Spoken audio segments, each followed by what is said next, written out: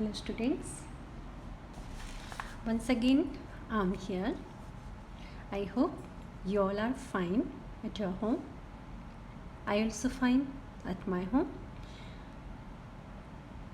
Today once again I'm here to continue our Sanskrit syllabus. So today we are going to learn lesson number 5, in fact poem number 5, Subhashita Vaibhavaha. That means glory of good sayings.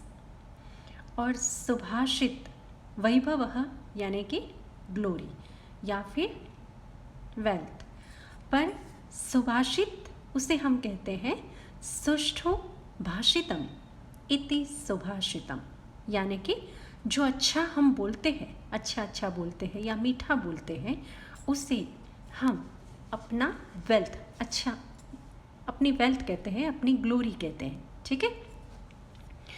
तो जो ये सुभाषित है वो हमें सिखाते हैं कि लोगों के साथ हमें कैसे बिहेव करना चाहिए, अपना फ्रेंड कैसा होना चाहिए, जीवन में क्या अच्छा है क्या बुरा है. नॉट ओनली दैट, बट जीवन हम जो जीते हैं वो उसकी कला बताता है कि हम कैसे अच्छे से अपना जीवन बिता सके, कैसे अच्छे से हम जी सके, ये बताते हैं. ठीक है.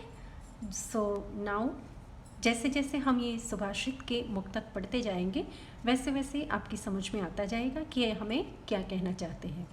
सो first of all we go to the prefix.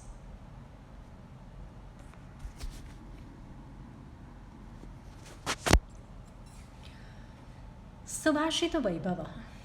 In Sanskrit literature, the longest poetic work is known as Mahakavya. Sanskrit साहित्य में जो सबसे लंबी कविता है उसे महाकाव्य के नाम से जाना जाता है. और सबसे बड़ा जो महाकाव्य है वो कौन सा है? महाभारत.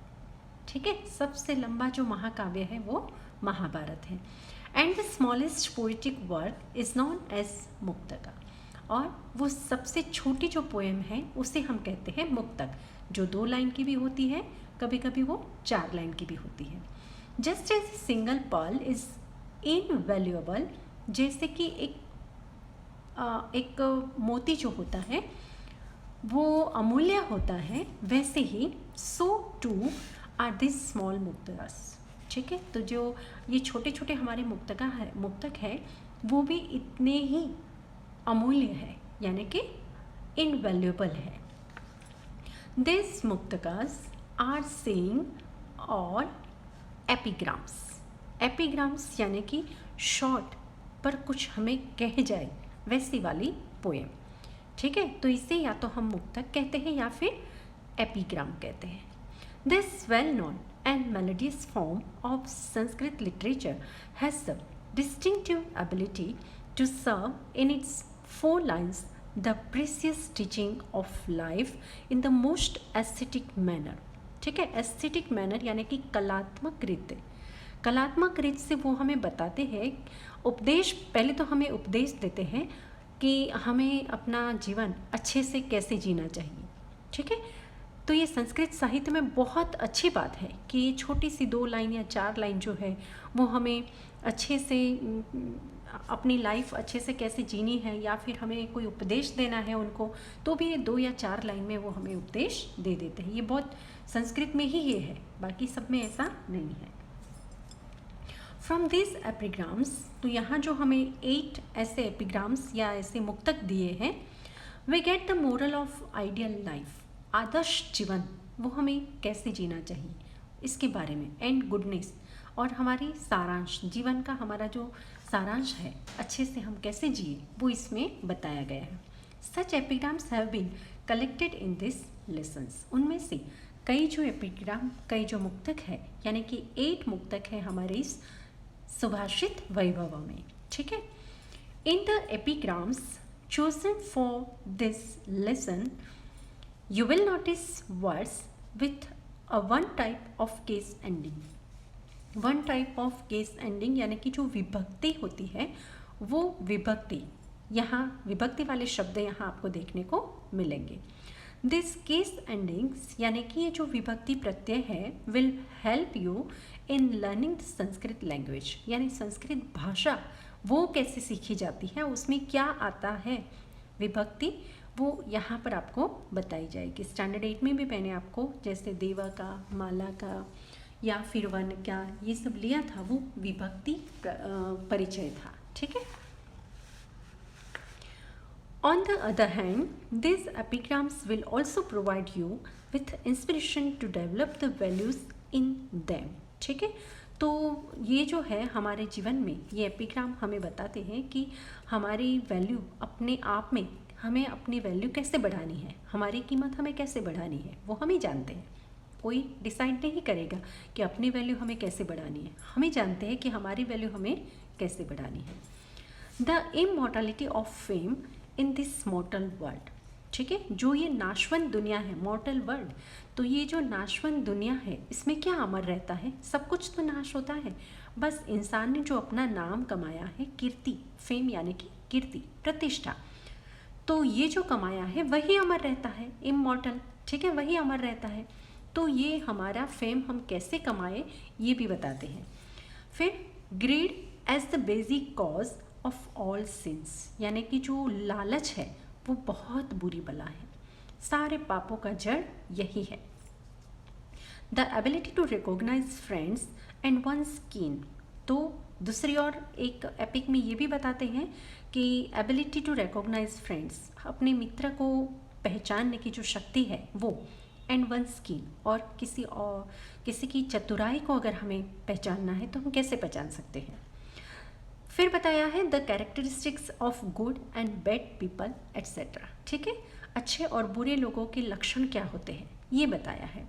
दिस विल, यानी कि ये सारे एपिग्राम्स, ये सारे मुक्तक will help you to make your life bright and virtuous, यानी कि आपके जीवन को वो ब्राइट यानी एकदम प्रकाशित बनाते हैं, एंड वर्चुअस यानी कि सद्गुणी बनाते हैं, ठीक है। तो ये सब पढ़ने के बाद अगर हम इसे फॉलो करते हैं तो हमारा फ्यूचर ब्राइट बनता है, हमारी लाइफ ब्राइट बनती है और हमारा जो जीवन है वो वर्चुअस बनता है।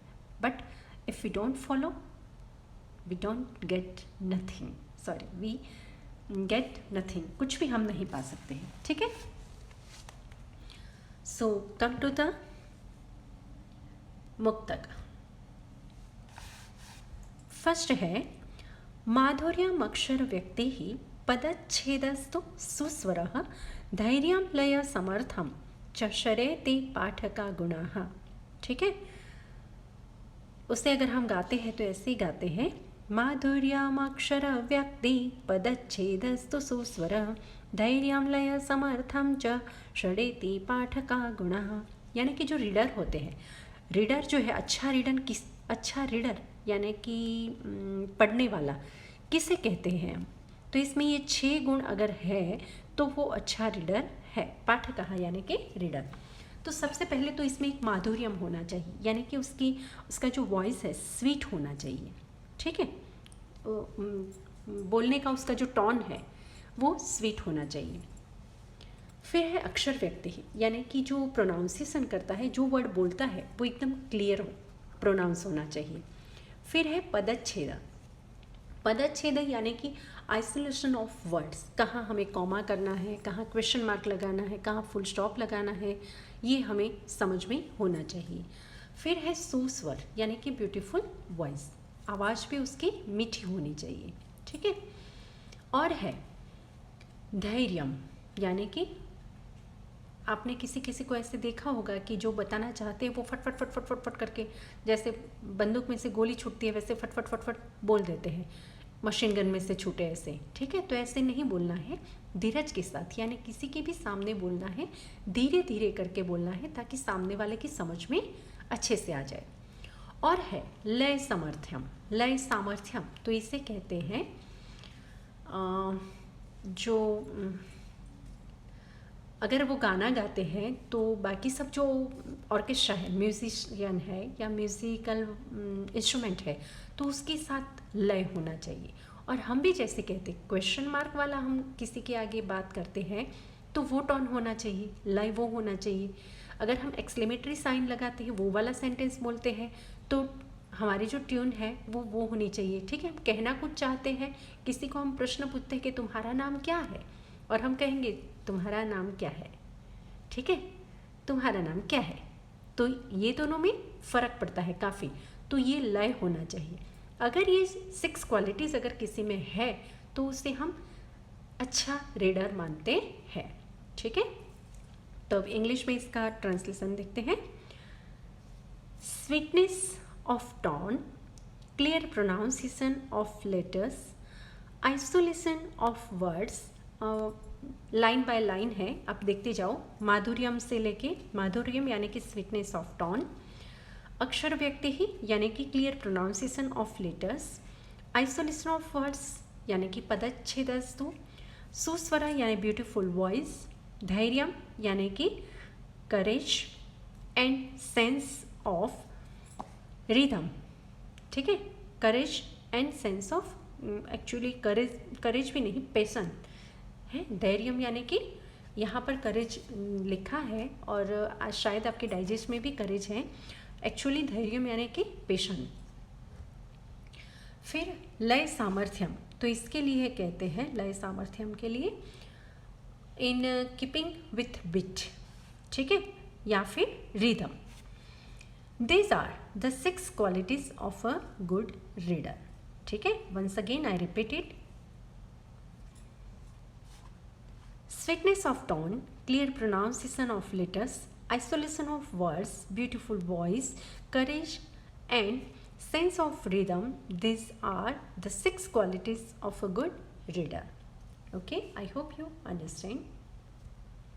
Second one है चलम वित्तम चलम चित्तम चले जीवित यौवने चलाचलम इदम सर्वम कीर्तिरेव हि जीवति। ठीक है, तो यहाँ हमें कहते हैं चलम यानी कि नॉट स्टेबल, चलम वित्तम, वित्तम यानी कि धन, मनी। हमारा जो धन है वो भी चलित है, यानी कि परमानेंट नहीं है, स्टेबल नहीं है। फिर चलम चित्तम, तो हमारा जो मन है, चित्त यानी कि मन, माइंड, हमारा जो माइंड है वो भी कैसा है, चंचल है। ठीक है, धन भी चंचल है, हमारा मन भी चंचल है। चले जीवित यौवने, ये जो हमारा जीवन है वो भी चंचल है, और हमारी युवानी है वो भी चंचल है। तो life and youth are also not stable.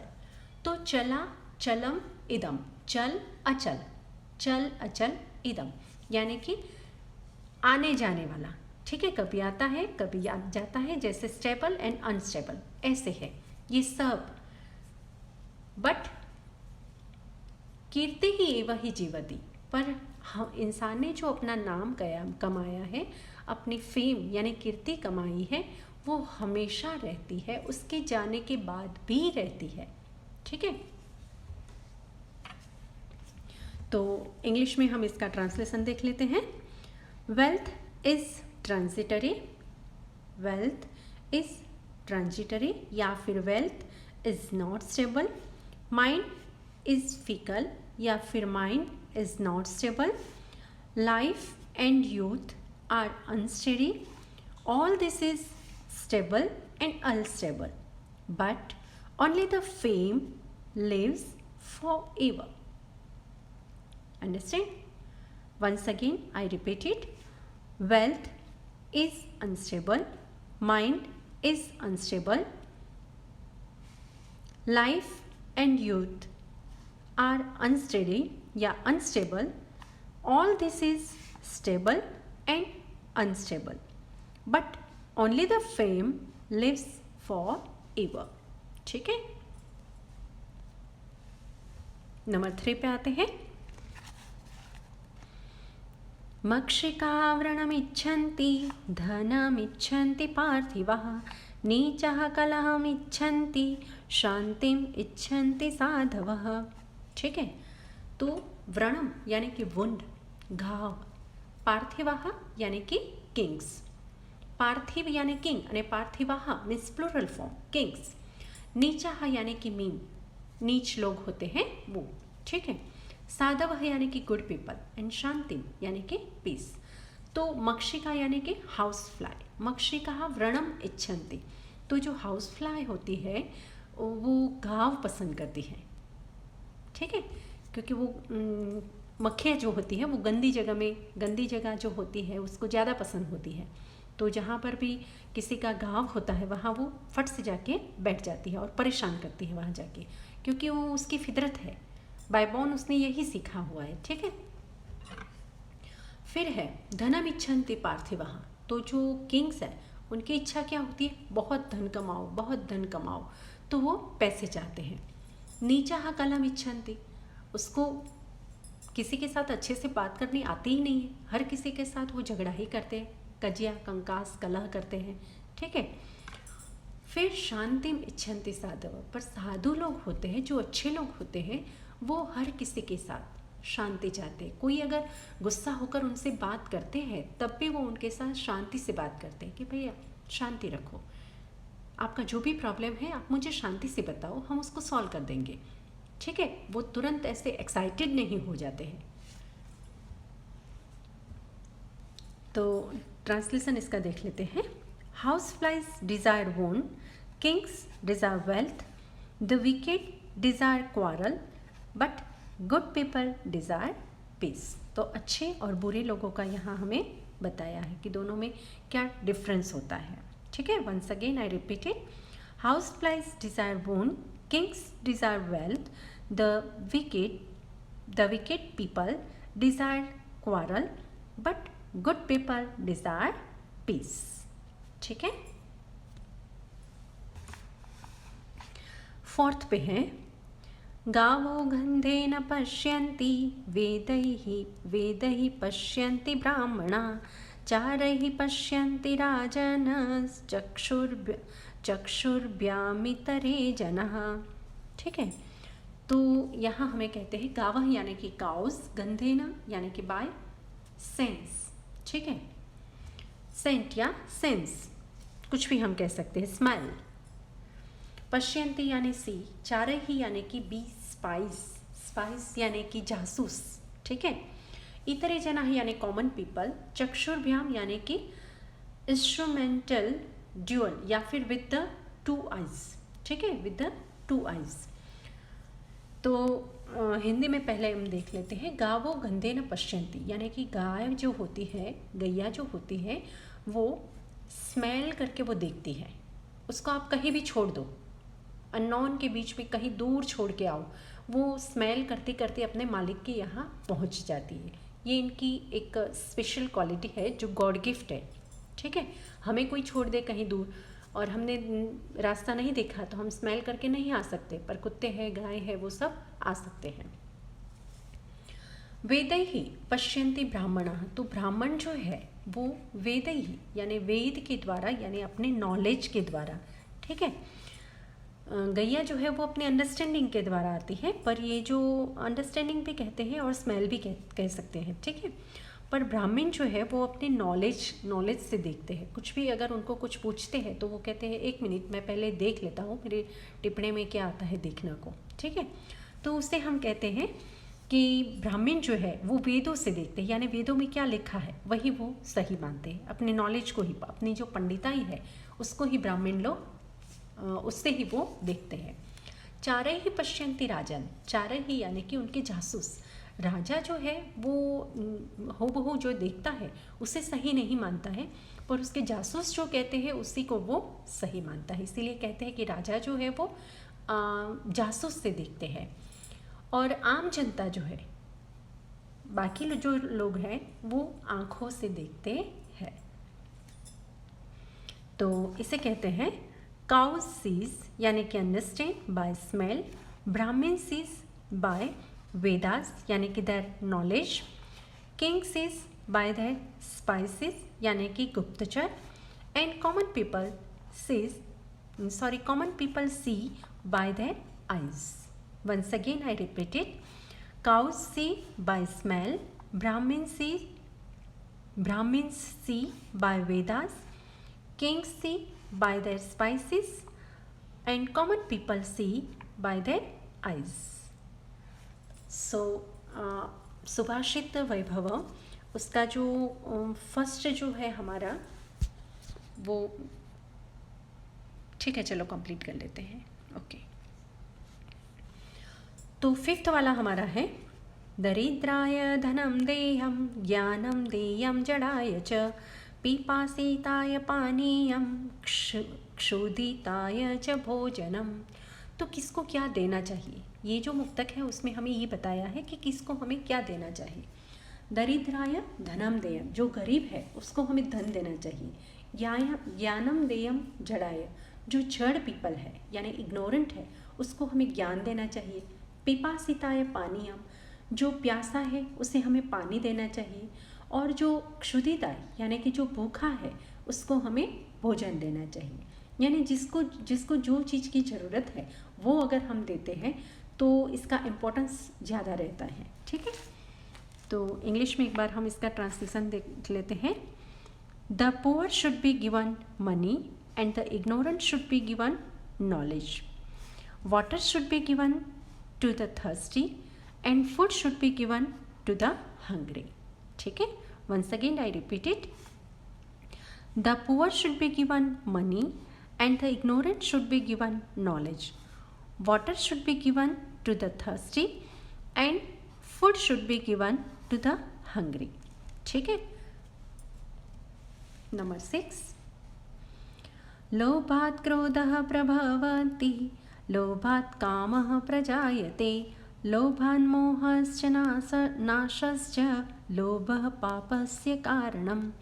तो आगे जैसे मैंने आपको प्रीफिक्स में बताया था कि जो लालच है वो बहुत बुरी बला है, लालच है वो सारे पाप की जड़ है। तो ये श्लोक में हमें बताया गया है। लोभात् क्रोधः प्रभवति, तो लोभ से एक तो हमें गुस्सा आता है। ठीक है, अगर वो लालच वो लोभ हमारी फिनिश नहीं होती, फुलफिल नहीं होती तो हमें गुस्सा आता है।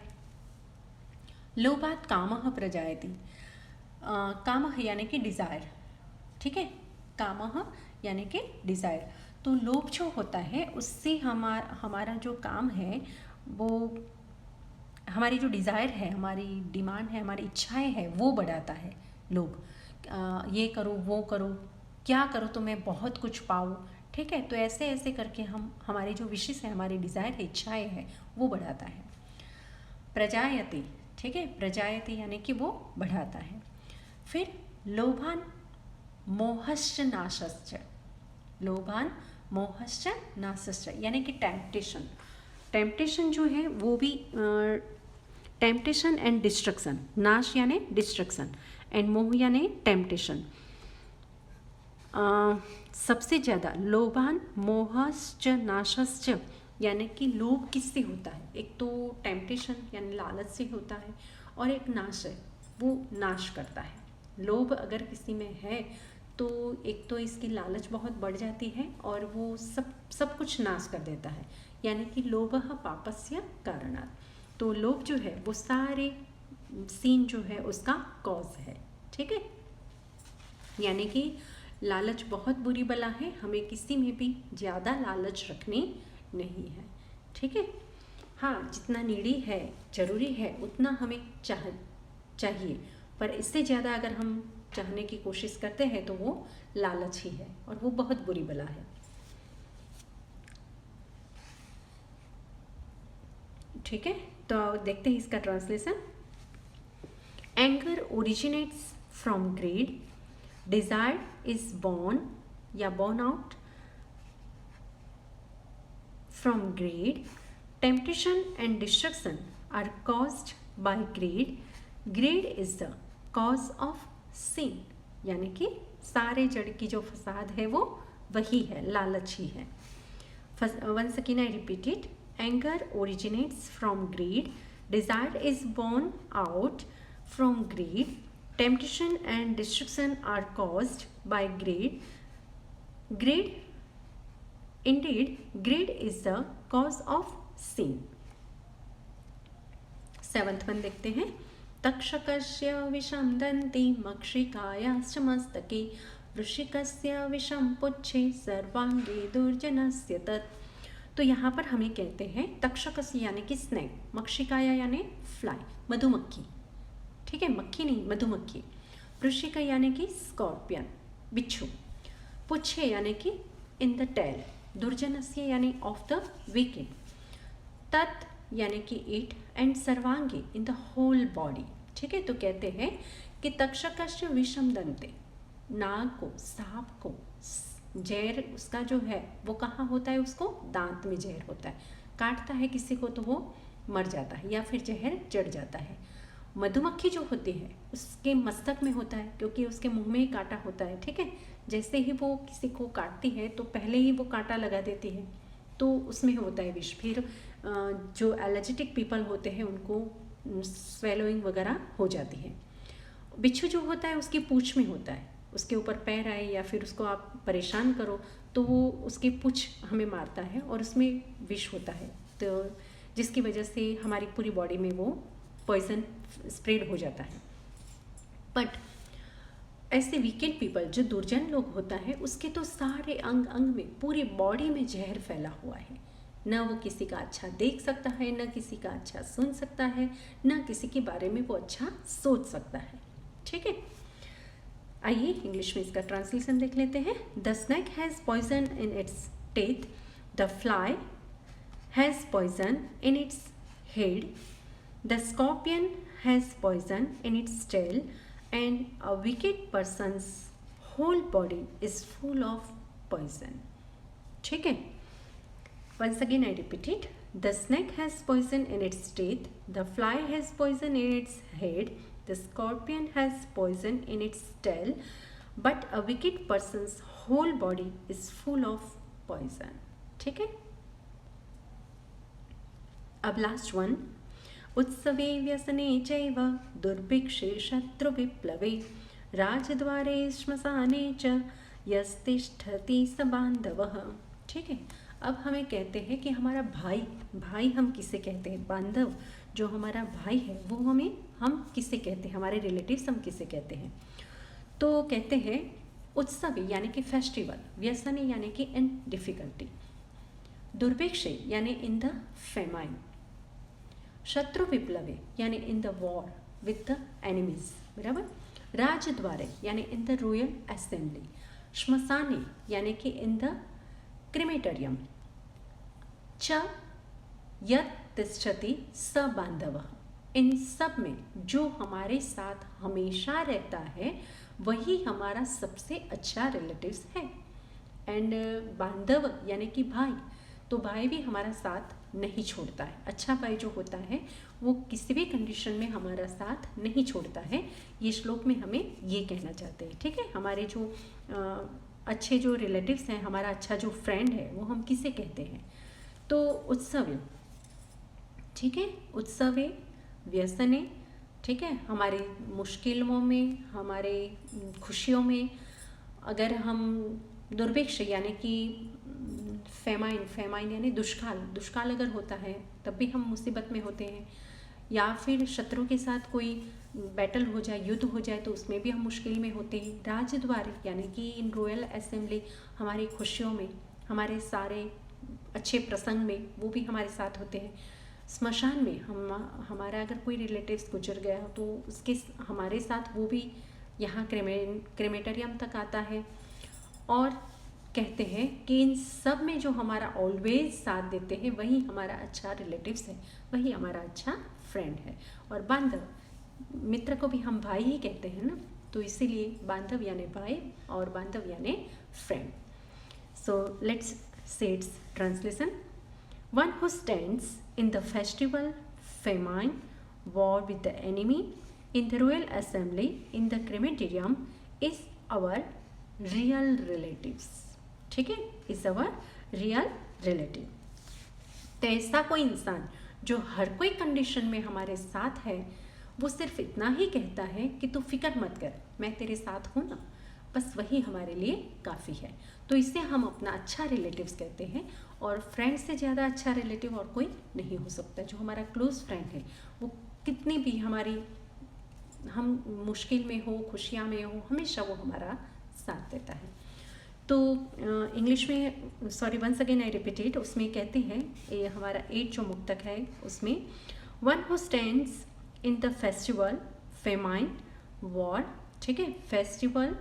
अच्छा, एक और रह गया, who one who stands in the festival in the difficulty, in famine, war with the enemy, in the royal assembly, in the crematorium, is our real relative.